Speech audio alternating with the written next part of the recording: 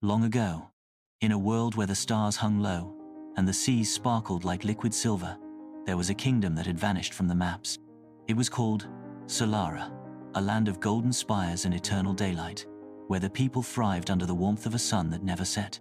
But one fateful night, the kingdom disappeared, swallowed by a mysterious fog that rolled in from the sea. No one could find it, and no one could explain its disappearance. Centuries passed, and Solara became a legend, a story told to children to remind them to cherish the light. But in a small coastal village, there lived a young man named Elias, who believed the kingdom was real. Elias was the village's lantern keeper, tasked with lighting the lamps that lined the streets each evening.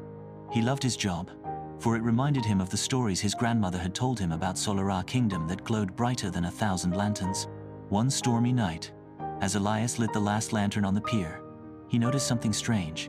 The flame in his lantern flickered not with its usual golden light, but with a silvery glow, like moonlight. As he held it up, the fog around him began to shift, forming a path that led out to sea. A voice, soft and melodic, whispered on the wind, "Find us, lantern keeper. Bring back the light." Elias's heart raced.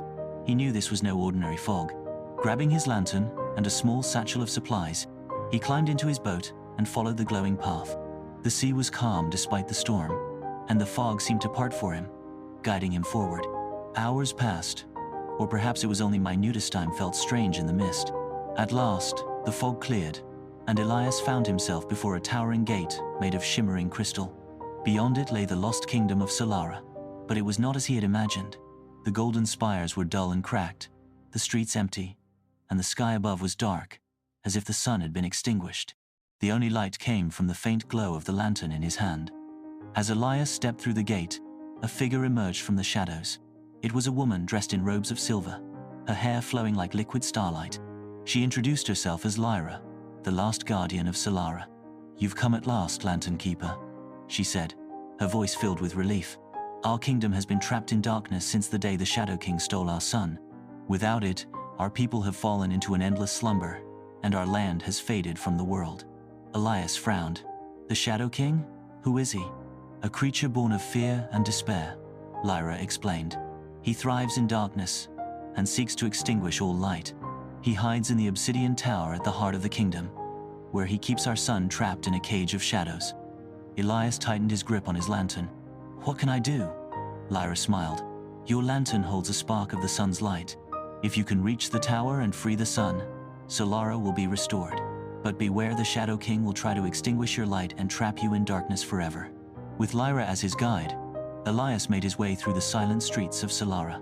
The air grew colder and heavier as they approached the obsidian tower, a monstrous structure that loomed like a jagged claw against the dark sky. At the base of the tower, the Shadow King awaited them, a towering figure cloaked in swirling darkness. "You dare bring light into my domain?" the Shadow King roared, his voice echoing like thunder. Elias held up his lantern, its silvery glow pushing back the shadows. "I've come to free the sun and restore Solara." The Shadow King laughed, a sound that sent shivers down Elias's spine. "Foolish mortal, your light is but a flicker. It cannot withstand my power." The Shadow King lunged, his form shifting into a storm of darkness that threatened to engulf Elias. But Elias stood firm, holding the lantern high. He thought of his grandmother's stories, of the warmth of the sun, and of the people of Solara who had been lost for so long. The lantern's glow grew brighter, pushing back the shadows. With a cry of determination, Elias charged forward, weaving through the darkness until he reached the top of the tower. There, in a cage of blackened iron, was the soon a small glowing orb that pulsed with golden light. Elias placed his lantern against the cage, and the two lights merged, shattering the bars and freeing the sun. The moment the sun was released, it soared into the sky, filling Solara with warmth and light. The Shadow King let out a final, anguished scream before dissolving into nothingness. The kingdom began to awaken, its golden spires gleaming once more, and its people stirring from their long slumber. Lyra turned to Elias, her eyes filled with gratitude. "You've saved us, Lantern Keeper. Solara will never forget your bravery." Elias smiled, though his lantern was now dark, its light spent. "I only did what I believed was right." Lyra placed a hand on his shoulder. "Take this," she said, handing him a small crystal that glowed with the sun's light. "It will guide you home and remind you that even the smallest light can banish the deepest darkness." Elias returned to his village, where he continued his work as the lantern keeper.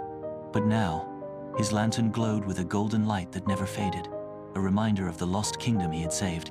And though Solara remained hidden from the world, Elias knew it was out there, shining brightly, a beacon of hope and light.